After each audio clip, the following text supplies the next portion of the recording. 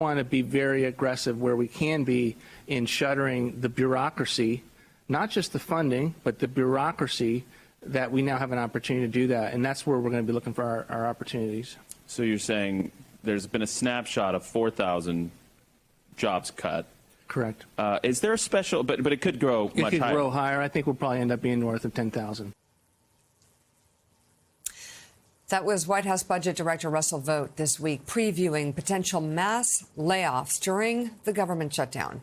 Vought, who was a key architect of Project 2025 and also served as OMB director during President Trump's first term. He has been a catalyst behind the administration's efforts to fire federal workers, gut key agencies, and slash foreign aid. Now, a piece published jointly by ProPublica and The New Yorker is taking a deeper dive into Vought's dismantling of the federal government, chronicling his rise from the mailroom of the U.S. Senate to what some call the shadow president.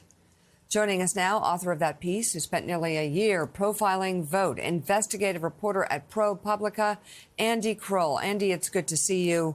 I'm curious what you found overall about who Russell Vought is and what space he's taking in this administration. Are there any echoes of Elon Musk or something completely different?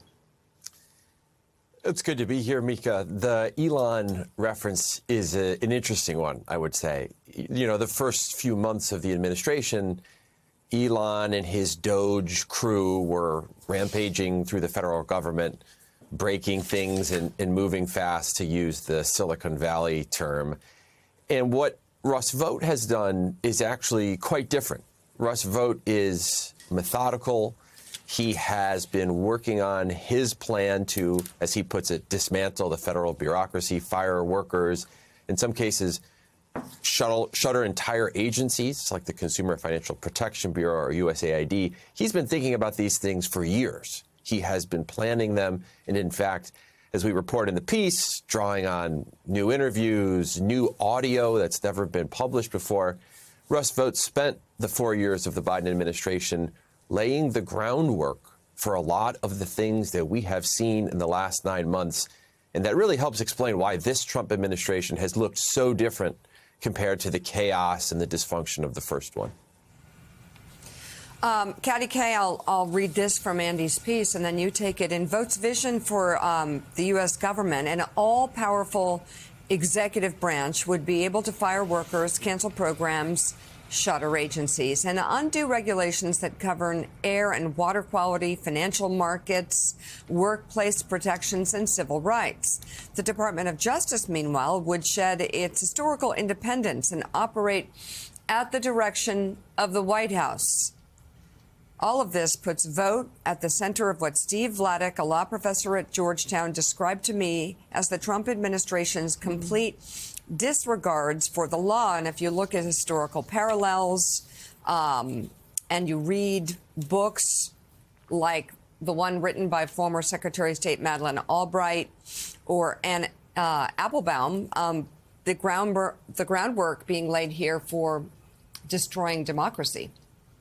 I mean, Mika, it's pretty clear what Russ Vought wants, right? He's written it all out. He wrote it in Project 2025. And Andy, a bit like we've seen with Stephen Miller, these two men spent 4 years out of office very carefully studying the levers of the power of government, building the coalitions that they needed to build in order to get this done, raising the money that they needed to raise in order to enact the immigration policies that they want. So I guess the question is, we know what he wants. We know they've worked hard over the last 4 years to try and get as much of this agenda through as they can.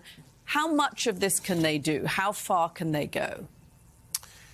I mean, based on the 9 months we've seen so far, I think a lot farther than what someone like a Steve Vladeck at Georgetown Law that I spoke to for this story might have expected. And there are a few reasons for that. I mean, the first reason is that Congress, in particular the Republican majority, has put up nary a whimper, any kind of defense to the extremely aggressive posture that the Trump White House, and in particular OMB Director Vought, have taken.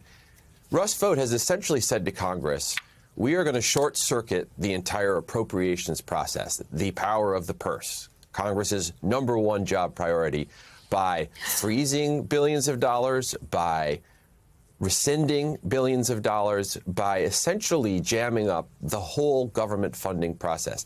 That is not how Schoolhouse Rock taught us the Constitution and the federal government is supposed to work, and yet that is what Russ Vought has done, and Congress has not really put up much of a fight. And then if you look at the way this administration has been succeeding in court so far, in the lower courts, mixed record. At the Supreme Court, much more success so far. And so I think there is a level of surprise, even among legal scholars who thought that, Russ Vought would have a better chance of succeeding given all the preparation. A little bit of surprise at how aggressive the administration has been, how little opposition from within the Republican Party there has been, and how successful they've been at the courts. And again, we're just 9 months into this administration. Andy, just one quick question. So he's had all this time to do all this planning. These initial layoffs and during the shutdown, I think there were 4,000 or something like that. It included a bunch of people at the Centers for Disease Control who then had to be hired back because they were deemed essential. So how thought out is all of this? I mean, how specific and detailed and really thought through are all these layoffs? That surprised me that it seemed kind of slipshod.